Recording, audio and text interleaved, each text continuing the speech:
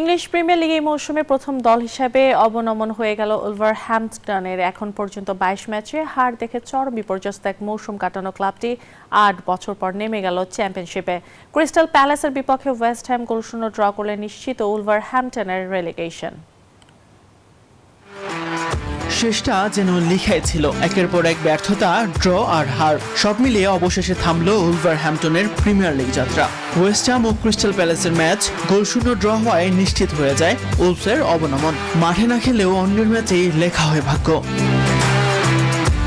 ৫ match বাকি থাকতেই বিদায় বলতে হলো ওয়েস্ট মিডলসল্যান্ডের এই ক্লাবটিকে। ৮ মৌসুম পর আবারও ফিরতে হচ্ছে চ্যাম্পিয়নশিপে। গত মৌসুমে ১৬তম হওয়া দলটি নতুন করে যাত্রা শুরু করেছিল ভিতো পেরেইরার অধীনে, কিন্তু ব্যর্থতার দায়ে নভেম্বরেই বিদায় নেন তিনি। দায়িত্ব নেন রব এডওয়ার্ডস, তবু ফেরেনি জয়ের ধারা। জানুয়ারির আগে জয়শূন্য, প্রথম জয়ের জন্য অপেক্ষা ১৯ ম্যাচ।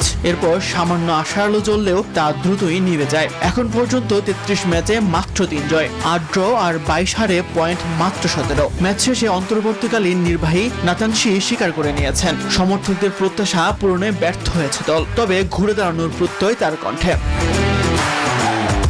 অবনমনের লড়াইয়ে এখনো ঝুঁকিতে আছে বার্নলি। মাত্র একটি জয় বেশি নিয়ে তারা আছে ১৯ নম্বরে। অন্যদিকে টটেনহ্যাম ও ওয়েস্ট হ্যামও নিরাপদ নয় পুরোপুরি। তাজবি শরণ, নিউজ 24।